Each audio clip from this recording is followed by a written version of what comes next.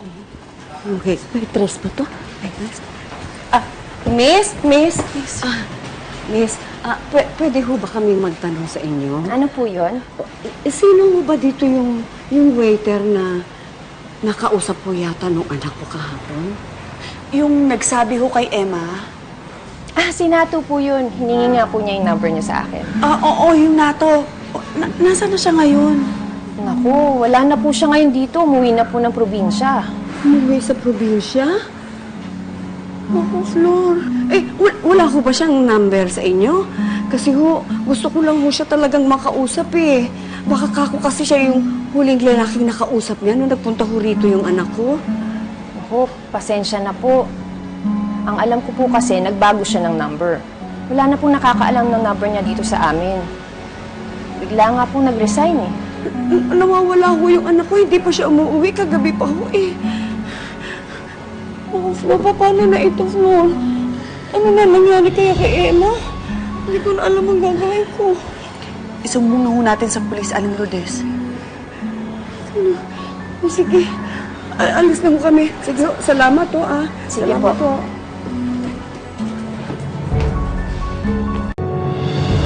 Flor, sana mahanap naman ng mga pulis si Emma ko. Sana walang masamang nangyari kay Emma. Hindi ko kakayanin, Flor. Aling Lourdes, huwag niyo na akong takutin ang sarili ninyo. Mahanap si Emma. Pakiramdam ko kasi nasa panganib siya. Hindi siya ligtas. Sana naman ho, Aling Lourdes, nagkakamali kayo. Basta ipagdasal lang natin, na hindi yun yung mangyari. Sana ganun talaga. O tala ho, ihatid na ho kayo. Kasi para makapagpahinga naman kayo. Sige na. Meron akong kakausaping tao eh. May pupuntahan akong tao. Umuwi ka na, Flor. Baka hinahanap ka na ni Angelo. Sige na, umuwi Ito-text ko na lang ho si Kuya. Kalang nasa na ba yung cellphone ko? Iwan ko yata sa bahay. Basta ho, sasamahan ko na lang kayo. Sino ba yung kakitaan ninyo? Yung taong dapat na nakakaalam kung ano talagang nangyari. Ma'am, wala ka pa si Sir Rome eh. Gusto mong kantay sa loob? Hindi na, Loleng. Dito na lang kami maghihintay sa labas. At saka, mamaya makita ko pa yung amo mo na walang pinagkatandaan eh. Dito na lang kami. Sige, kukuha ko lang po yung maupuan at saka juice o tubig, ha? Sige, Sandali po. salamat, Loleng.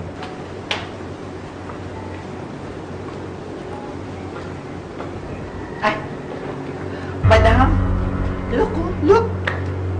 It's them. Ang akala ko mga pulube.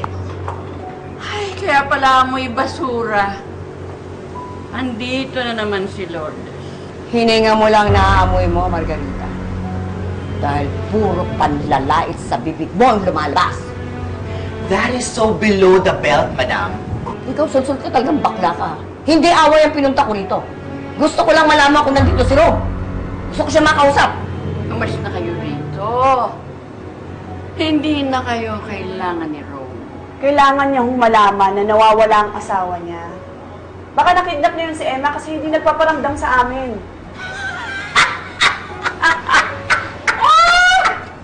What?